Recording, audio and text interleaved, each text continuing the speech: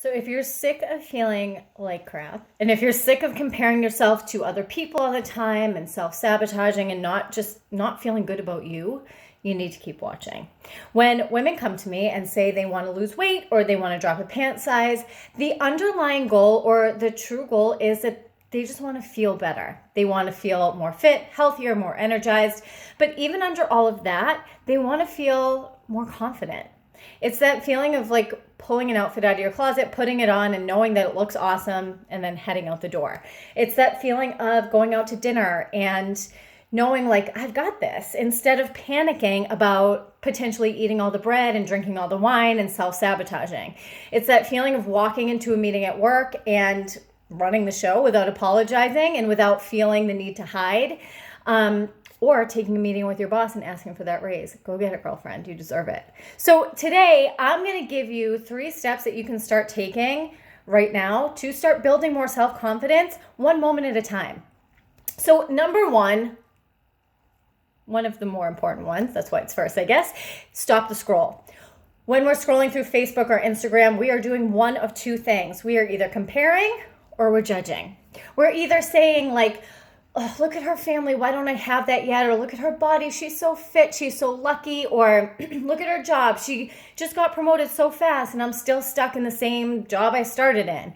Or we're saying, look at her family, there's no way that they're that happy all the time. That has to be fake. Or look at her body, who would post something like that? Or look at her job, she's not even that smart. How did she get that promotion? I mean, right? And yes, there are, of course, moments of like, ooh, that workout looks really cool, or oh my gosh, her baby is so cute, or look at that dog. But whether we're aware of it or not, the longer we spend on social media, the more time we spend on there, the worse we tend to feel about ourselves. Social media is the ultimate comparison trap. So what do? First, you need to limit your time on the socials, because if you have time to scroll, which makes us not feel great, we for sure have time to meditate and journal and work out, things that make us feel really good. And second, when you find yourself judging or comparing, you're going to start to flip it. So if you find yourself thinking, look at her body, she's so fit, she's so lucky, I want you to comment under her photo or send her a DM and tell her how much you admire her hard work and dedication and what an inspiration she is. Because the feeling you decide to have about that photo can either break you down or motivate you to take action, and you get to choose. Now, if you're thinking, look at her body, who would post something like that? Comment or DM and say, I really admire your confidence. Keep doing what you're doing. Because again, your thoughts and feelings about that photo are going to break you down or build you up. Plus, it just feels really good to give compliments, and positive energy out means positive energy back in. We get what we give. So also, negative energy out means negative energy in. So decide what you want more of.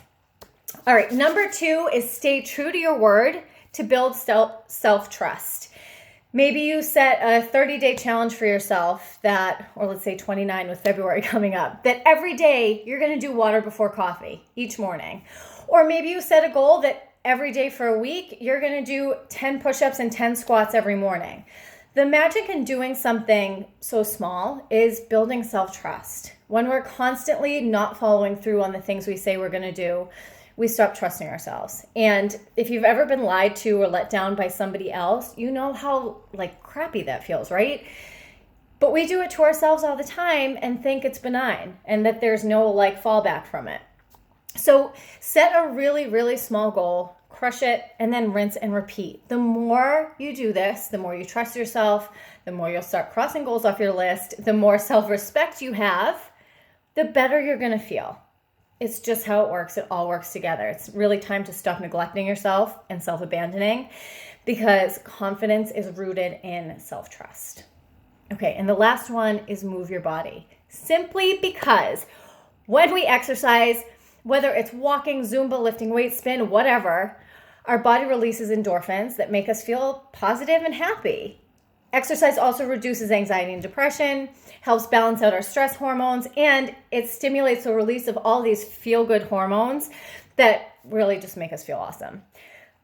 Exercise can also help improve our appetite and our sleep cycle. So if you're feeling like crap, the best thing that you can do is get up and move your body. I don't care how you do it. I don't care how long you do it for. You just have to do it. And guys, If there's anything that we've learned this week with the passing of Kobe Bryant and his 13-year-old daughter, everybody who watches this video is over 13 years old, so count your freaking blessings. I really just, I can't stop thinking about that whole thing. It's terrible, but it's brought up a lot of thinking for me about how short life is and how time isn't promised to anybody. Life is way too short and way too unpredictable to walk around feeling crappy about ourselves and not living up to our fullest potential. I mean, come on, right? So now you have 3 steps you can take to build a lot more confidence. So first, what I want you to do is I want you to share this video with anybody that you think it could help. And then second, I want to know in the comments which of these 3 tips you're going to start implementing tonight, because you don't have to wait to start building that confidence. You can start right now. Okay, can't wait to hear from you.